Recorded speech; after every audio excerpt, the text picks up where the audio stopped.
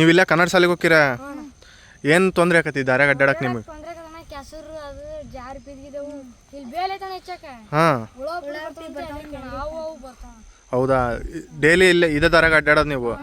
ಮಳೆಗ ಭಾರಿ ಕಷ್ಟ ನಿಮಗೆ ಓಡಾಡಕ್ಕೆ. ಈ ಬಟ್ಟೆಗಳೆಲ್ಲ ಕೊಳೆ ಆಗೋಕವನ?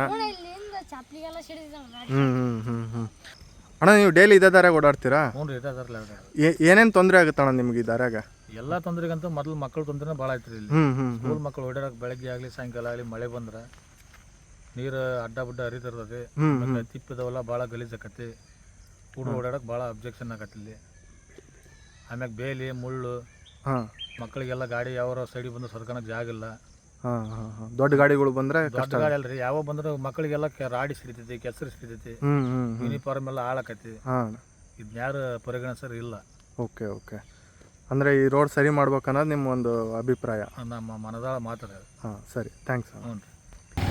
ನೋಡಿ ಸ್ನೇಹಿತರೆ, ನಮ್ಮ ಊರಿನ ರಸ್ತೆಗಳು ಎಷ್ಟು ಹದಗೆಟ್ಟಿವೆ. ಇದ್ರ ಬಗ್ಗೆ ವಿಡಿಯೋ ಮಾಡೋಂತ ನಂಗೆ ತುಂಬ ಜನ ಭಾಳ ದಿನದಿಂದ ಹೇಳ್ತಾ ಇದ್ರು. ಆದರೆ ಅದನ್ನು ಇವತ್ತು ಮಾಡ್ತಾಯಿದ್ದೀನಿ. ಇಲ್ಲಂತೂ ನೋಡ್ಬೋದು, ಓಡಾಡೋದು ಕೂಡ ಕಷ್ಟ ಆಗಿದೆ. ಆ ರೀತಿಯಾದಂಥ ಸಮಸ್ಯೆ ಇದೆ.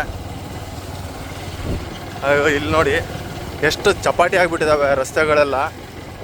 ಹಾಗೂ ಸುತ್ತಮುತ್ತ ನೀವು ನೋಡ್ಬೋದು ಎಷ್ಟು ಜಾಲಿ ಬೆಳ್ಕೊಂಡಿದ್ದಾವೆ. ಜಾಲಿ ಅಷ್ಟೆಲ್ಲ ಬೇರೆ ಗಿಡಗಳೆಲ್ಲ ಇದ್ದಾವೆ.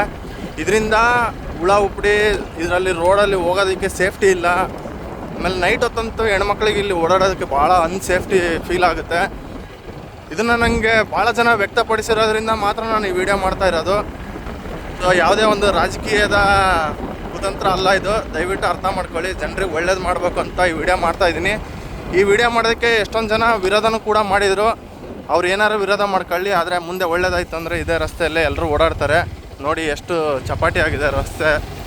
ಸ್ಕೂಲಿಗೆ ಹೋಗೋದಕ್ಕೆಲ್ಲ ಭಾಳ ಅನಾನುಕೂಲತೆ ಇದೆ. ಹಾಗಾಗಿ ನೋಡಿ ಅಲ್ಲಿಂದ ಇಲ್ಲಿವರೆಗೂ ಕೂಡ ಕೆಸರು ರಾಡಿ ರೋಡ್ ತುಂಬಾ. ಇಲ್ಲಿ ನೋಡಿ ಇಲ್ಲಿ ಯಾವ ಥರ ಆಗಿದೆ. ಇದು ಹೊಸ್ದಾಗಿ ರಸ್ತೆ ಮಾಡಿದ್ದಾರೆ. ರಸ್ತೆಯಲ್ಲೇ ನೀರು ನಿಲ್ಲೋ ಥರ ಮಟ್ಟ ಮಾಡಿದ್ದಾರೆ. ಈ ಥರ ಅನಾನುಕೂಲತೆ ಜನರಿಗೆ ಭಾಳ ಆಗ್ತಾಯಿದೆ. ನೋಡಿ ಈ ಥರ ಇದ್ದರೆ ಜನ ಎಲ್ಲಿಂದ ಓಡಾಡಬೇಕು? ಇಲ್ಲಿ ಸೈಡಿಗೆ ಹಾಸಿ ಬರಬೇಕು. ನೋಡಿರಿ ಇಲ್ಲಿ ಜನರು ಬರ್ತಾಯಿದ್ದಾರೆ. ರೋಡಲ್ಲಿ ಬರ್ಬೇಕು ತಾನೆ, ಅದು ಬಿಟ್ಟು ರೋಡ್ ಸೈಡಿಗೆ ಬರ್ತಿದ್ದಾರೆ. ಈ ಥರ ಸಮಸ್ಯೆಗಳಿದ್ದಾವೆ. ಇದನ್ನೆಲ್ಲ ಆದಷ್ಟು ಈ ನಮ್ಮ ಮುದೇನೂರು ಗ್ರಾಮ ಪಂಚಾಯಿತಿಯ ಸದಸ್ಯರೆಲ್ಲರೂ ಸೇರಿ ಇದನ್ನು ಸರಿ ಮಾಡಿಕೊಡ್ಬೇಕಂತ ವಿನಂತಿಸ್ಕೊಳ್ತೀವಿ. ನೋಡಬೇಕು ಇಲ್ಲಿ ಜನರಿಗೆ ಎಷ್ಟು ತೊಂದರೆ ಆಗ್ತಾಯಿದೆ ಓಡಾಡೋದಕ್ಕೆ. ಇದ್ರ ಕಾಂಟ್ರಾಕ್ಟರ್ ತೊಗೊಂಡಿರೋರು ಅಟ್ಲೀಸ್ಟ್ ಸ್ವಲ್ಪ ನೋಡ್ಬೇಕು ಇದ್ರ ಬಗ್ಗೆ. ಬರೀ ರೋಡ್ ಮಾಡಿಸಿ ಹೋಗ್ಬಿಟ್ರೆ ಮುಗೀತು ಅನ್ನೋಂಗಿಲ್ಲ. ಅದ್ರದ್ದು ಸ್ವಲ್ಪ ಏನೇನಿದೆ ಮೇಂಟೆನೆನ್ಸ್ ಕೂಡ ಮಾಡಬೇಕಾಗುತ್ತೆ. ನೋಡಿ ಈ ಕಡೆ ಮುಂಚೆ ಮನೆಗಳಿರಲಿಲ್ಲ. ಈಗ ಹೆಚ್ಚು ಕಮ್ಮಿ ಒಂದು 40-50 ಮನೆಗಳಾಗಿದ್ದಾವೆ. 40-50 ಮನೆಗಳು ಅಂದರೆ 40-50 ಕುಟುಂಬಗಳು. ಒಂದು ಮನೆಯಲ್ಲಿ ಒಬ್ಬರೇ ಇರೋದಿಲ್ಲ, 4-5 ಜನ ಇರ್ತಾರೆ. ಸೊ ಎಲ್ರಿಗೂ ಕೂಡ ತೊಂದರೆ ಇದೆ ಇದು. ಈ ವಿಡಿಯೋ ಮಾಡೋಕ್ಕೆ ನಾನು ಮಾಡ್ತೀನಿ ಅಂತ ಹೇಳಿದಾಗ ಎಷ್ಟೊಂದು ಜನ ಊರಾಳು ಸಾಬ್ರಿ ನಿನಗೆ ಯಾಕೆ ಬೇಕಪ್ಪ ಅಂತಂದು ಮಾತಾಡಿದರು. ಆದರೆ ಒಂದು ಜನ ಅರ್ಥ ಮಾಡ್ಕೊಬೇಕು, ನಾವು ಚೇಂಜ್ ಆಗದೆ ಹೊರತು ಯಾರು ಕೂಡ ಚೇಂಜ್ ಆಗೋಲ್ಲ. ಈಗ ನನ್ನ ಪ್ರಯತ್ನ ನಾನು ಪಡ್ತೀನಿ. ಈ ದಾರಿ ಏನಾದ್ರು ನನ್ನ ಪ್ರಯತ್ನದಿಂದ ರೆಡಿ ಆಯಿತು ಅಂದರೆ ಇದೇ ಊರಾಳು ಜನ ಮಾತಾಡಿದಾರೆ ಇದೇ ದಾರಿನಲ್ಲೇ ನಾನು ಹೊಗಳ್ಕೊಂತ ಓಡಾಡ್ತಾರೆ. ಆ ಪರಿಸ್ಥಿತಿ ಬರುತ್ತೆ. ಇದು ಕೇವಲ ನನ್ನ ವೈಯಕ್ತಿಕವಾಗಿ ನಾನು ಮಾಡ್ಕೊತ ಇಲ್ಲ. ಇದರಿಂದ ಊರಲ್ಲಿ ಜನರಿಗೆ ಒಳ್ಳೇದಾಗುತ್ತೆ, ಅದಕ್ಕೋಸ್ಕರ ಮಾಡ್ತಾ ಇರೋದು. 4 ಜನಕ್ಕೆ ಒಳ್ಳೇದಾಗಬೇಕು ಅನ್ನೋದು ನಮ್ಮ ಉದ್ದೇಶ. ಯಾವುದೇ ಒಂದು ವೈಯಕ್ತಿಕ ಬೆಳವಣಿಗೆಗೋಸ್ಕರ ಮಾಡ್ತಾ ಇಲ್ಲ ಇದನ್ನು. ದಯವಿಟ್ಟು ಜನರು ಅರ್ಥ ಮಾಡ್ಕೊಳ್ಳಿ. ಇಲ್ಲಿ ಕೆಲವೊಂದು ಹೆಣ್ಮಕ್ಳು ಹೋಗ್ತಾ ಇದ್ದಾರೆ. ಅವರಿಗೆ ಇಲ್ಲಿ ದಾರಿನಲ್ಲಿ ಹೋಗ್ಬೇಕಾದ್ರೆ ಇಲ್ಲಿ ರೋಡ್ ಬಿಟ್ಟು ಸೈಡಿಗೆ ಹೋಗ್ತಾ ಇದ್ದಾರೆ. ನೋಡಿ ಎಲ್ಲ ತೊಂದರೆನೇ. ನಾವೇನಾದ್ರು ಫಾಸ್ಟ್ ಹೋದ್ರೆ ಅವ್ರಿಗೆ ಕೆಸರು ಸಿಡಿತೈತೆ. ಈ ಥರದ ತೊಂದರೆಗಳಿದ್ದಾವೆ. ಎಲ್ರಿಗೂ ತೊಂದರೆ ಇದೆ. ಇದು ಕೇವಲ ಒಬ್ಬಿಬ್ಬರಿಗೆ ಅಂತಂದಲ್ಲ. ಯಾರು ಕೂಡ ಸರಿಯಾಗಿ ರೋಡಲ್ಲಿ ನಡ್ಕೊಂಡು ಕೂಡ ಹೋಗೋಕ್ಕಾಗಲ್ಲ, ಅಷ್ಟು ಸಮಸ್ಯೆ ಇದೆ. ಅದೇ ರೀತಿಯಾಗಿ ಈ ಕಡೆ ಇನ್ನೊಂದು ರಸ್ತೆ ಇದೆ, ನಮ್ಮ ಊರಿನ ಹಿಂದಿನ ಭಾಗದ ರಸ್ತೆ. ಇಲ್ಲಿ ನೀವು ನೋಡ್ಬೋದು ಎಷ್ಟು ಕಸ ತುಂಬ್ಕೊಂಡಿದೆ ರೋಡ್ ಅಕ್ಕಪಕ್ಕ ಎಲ್ಲ. ಚರಂಡಿನಲ್ಲಿ ನೀರು ಹೋಗೋಕ್ಕೂ ಕೂಡ ಜಾಗ ಇಲ್ಲ, ಅಷ್ಟು ಕಸ ತುಂಬ್ಕೊಂಡಿದೆ. ಆಮೇಲೆ ರೋಡ್ ಸೈಡು ಈ ಜಾಲಿ ಇದೆಲ್ಲ ಬೆಳೆದಿರೋದ್ರಿಂದ ಯಾವ ವಾಹನಗಳು ಓಡಾಡೋಕ್ಕೆ ದಾರಿನೇ ಇಲ್ಲ. ಅಷ್ಟು ಹಿಂಸೆ ಆಗ್ತಾಯಿದೆ ಈ ದಾರಿನಲ್ಲಿ ಓಡಾಡೋಕ್ಕೆ. ಆಮೇಲೆ ಇದು ಮುಂಚೆ ಬೇಡವಾಗಿರೋ ರಸ್ತೆ ಆಗಿತ್ತು, ಇವಾಗ ಇದೊಂದು ಮುಖ್ಯ ರಸ್ತೆ ಆಗಿದೆ. ನೋಡಿ ಎಲ್ಲ ವೆಹಿಕಲ್ಸ್ಗಳು ಆಲ್ಮೋಸ್ಟ್ ನಮ್ಮೂರಲ್ಲಿ 50% ವೆಹಿಕಲ್ಸ್ ಈ ಕಡೆಯಿಂದನೇ ಓಡಾಡ್ತವೆ. ಆ ಥರ ಒಂದು ಮೇನ್ ರೋಡ್ ಥರನೇ ಆಗಿದೆ. ಈ ಮೇನ್ ರೋಡನ್ನು ನೋಡಿ ಎಷ್ಟು ಹದಗೆಟ್ಟು ಹೋಗ್ಬಿಟ್ಟಿದೆ. ಸುತ್ತಮುತ್ತ ಎಲ್ಲ ಜಾಲಿ ಗಿಡಗಳು ಬೆಳೆದು ಅನಾನುಕೂಲತೆ ಇದೆ, ತುಂಬ ಅನಾನುಕೂಲತೆ ಇದೆ. ಇಲ್ಲಂತೂ ಈ ಕಾರ್ನರಲ್ಲಿ ಓಡಾಡೋಂಗೆ ಇಲ್ಲ.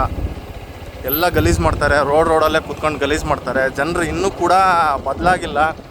ಮನೇಲಿ ಒಂದು ಪೈಖಾನೆ ಕಟ್ಕೊಡ್ತೀವಿ ದುಡ್ಡು ಕೊಟ್ಟು ಅಂತಂದು ಗೌರ್ಮೆಂಟ್ನವ್ರು ಹೇಳಿದ್ರು ಸಹಿತ ಯಾರೂ ಕೇಳ್ತಾ ಇಲ್ಲ. ಎಲ್ಲ ರೋಡಲ್ಲೇ ಮಾಡ್ತಾರೆ. ಇನ್ನು ಜನ ಚೇಂಜ್ ಯಾವಾಗ ಆಗಬೇಕಪ್ಪ? ಸ್ವಚ್ಛ ಭಾರತ್ ಅಭಿಯಾನ ಅಂತ ನರೇಂದ್ರ ಮೋದಿ ಅವ್ರು ಮಾಡಿದ್ದಾರೆ. ಏನು ಅವ್ರ ಪ್ರಕಾರ ನರೇಂದ್ರ ಮೋದಿನೇ ಬಂದು ಕ್ಲೀನ್ ಮಾಡ್ಬೇಕೇನೋ ಗೊತ್ತಿಲ್ಲ, ಅವ್ರ ಮನೆ ಮುಂದೆನೂ ಕೂಡ. ಸೊ ಇದು ನಿಮ್ಮ ಕೈಲೂ ಇದೆ. ಇಷ್ಟು ಮಾತ್ರ ನಾವು ಹೇಳ್ಬೋದು, ಪ್ರಯತ್ನ ಪಡ್ತಿದ್ದೀವಿ ಇದನ್ನು ಕ್ಲೀನ್ ಮಾಡಿಸೋದಕ್ಕೆ. ಆದರೆ ಅವ್ರು ಕ್ಲೀನ್ ಮಾಡಿದ ಮೇಲೂ ನೀವು ಮತ್ತು ದಾರಿನಲ್ಲೇ ಗಲೀಜು ಮಾಡಿದರೆ ಅದಕ್ಕೇನು ಮಾಡೋಕ್ಕಾಗಲ್ಲ. ಅದಕ್ಕೆ ನೀವೇ ಹೊಣೆಗಾರರಾಗ್ತೀರಾ. ನೋಡಿ, ಇದೆಲ್ಲ ನಿಮ್ಮ ಮೇಲಿದೆ.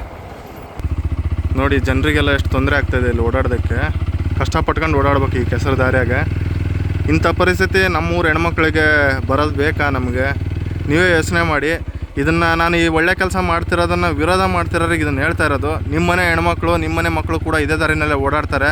ನಾಳೆ ದಿನ ಈ ದಾರಿ ಸರಿಯಾದರೆ ಅವರು ಕೂಡ ಇದೇ ದಾರಿನಲ್ಲೇ ಓಡಾಡ್ತಾರೆ. ಅದನ್ನು ಮರಿಬೇಡಿ. ದಯವಿಟ್ಟು ನಾನು ಮಾಡೋದಕ್ಕೆ ಸ್ವಲ್ಪ ಸಹಾಯ ಮಾಡಿ. ನಿಮ್ಮ ಕೈಲಿ ಆಗಿಲ್ವಾ ಸುಮ್ಮನೆ ಇರಿ. ಅದನ್ನು ಬಿಟ್ಟು ನೆಗೆಟಿವ್ ಮಾತ್ರ ಮಾತಾಡೋಕ್ಕೆ ಹೋಗಬೇಡಿ ದಯವಿಟ್ಟು. ಯಾಕಂದರೆ ನಾವು ಊರಿಗೆ ಒಳ್ಳೇದಾಗಲಿ ಅಂತ ಮಾಡ್ತಿದ್ದೀವಿ. ನೀವು ಇಲ್ಲಪ್ಪ ಮಾಡಬೇಡ, ನಾವು ಹಿಂಗೆ ಇರೋಕ್ಕೆ ಇಷ್ಟ ಅಂದರೆ ನೀವು ಹಿಂಗೆ ಇರ್ರಿ, ನಿಮಗೆ ಬಿಟ್ಟಿದ್ದು.